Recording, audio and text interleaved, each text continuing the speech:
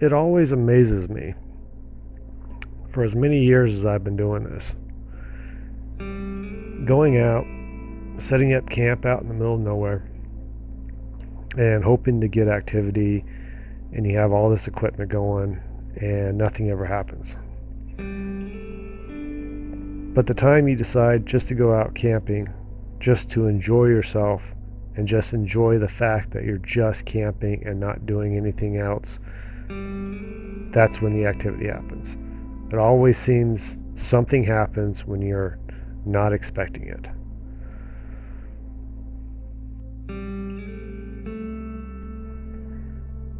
It was a long week of work, and a buddy and I decided that we just wanted to get away for a day and just go camping. No bigfooting, no nothing, just two friends going out for a one-night camping trip to sit around a campfire out in the woods, throw back a few beers, and just relax.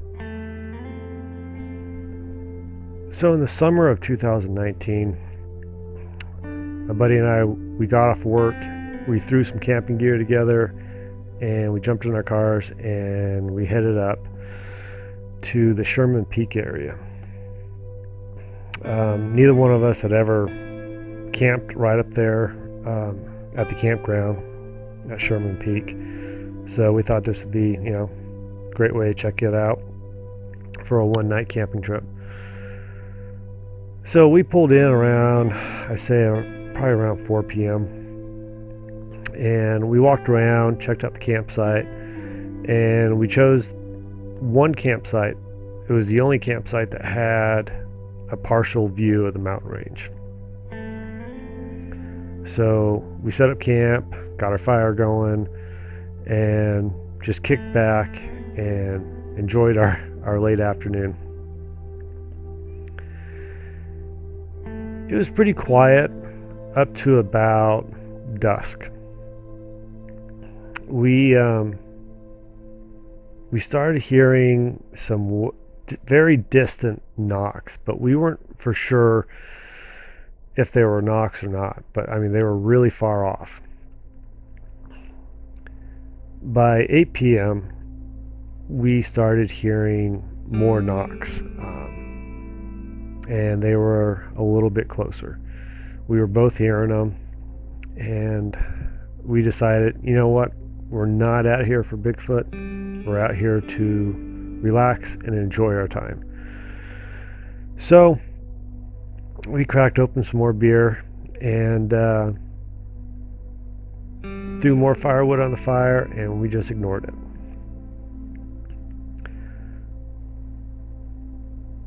Well, later that night, after having a few beers, we're just sitting there talking, sitting around the campfire, and I like to drink Stella beer. And if you know what the Stella beer bottle looks like, it's a green bottle. So I stuck my flashlight underneath the bottle, and it kind of glowed green.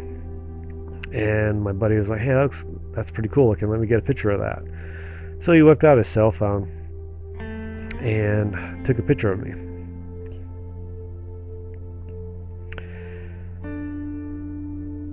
It was 2 weeks later, after our camping trip, that I noticed what was in this picture.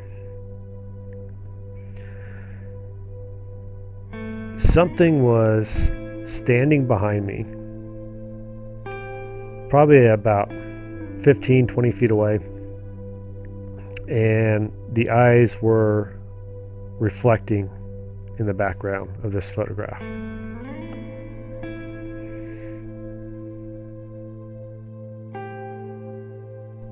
So I enhanced the picture a little bit, and the eyes really popped out. So whatever was back there was standing, like I said, like 15-20 feet away, maybe a little, not much more than that, because on the other side of this of where this picture was taken, there was an embankment that went down, and it just went down. So whatever it was had to be standing on the slope of the embankment, right behind us, and in front of where those eyes are was a bunch of huckleberry bushes. So I mean, yeah, it could have been, a possible bear, but there was no berries on the bushes, which doesn't mean that it could still be a bear. But we did have several knocks leading up to this picture being taken. So whatever it is, the eyes are definitely, they're definitely quite far apart and quite reflective.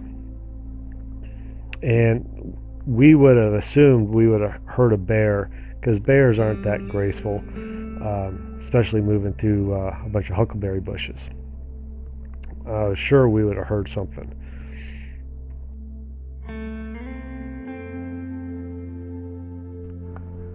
So when my buddy saw the picture, he's like, dude, we got to go back. We got to go see how tall this thing was. So we eventually went back out and did our best to try to recreate the whole scene.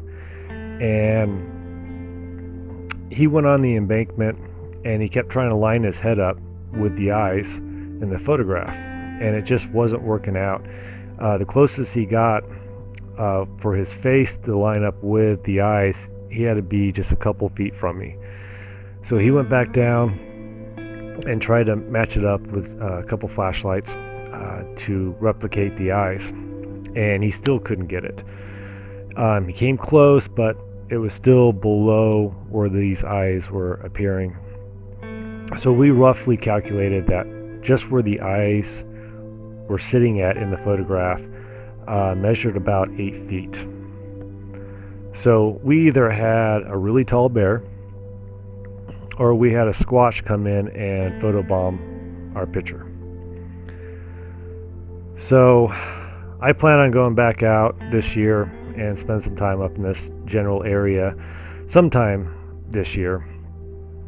And this time I'm taking a lot more equipment.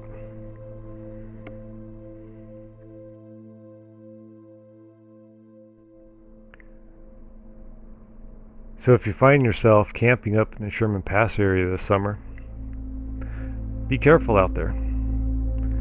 You never know what might be watching you.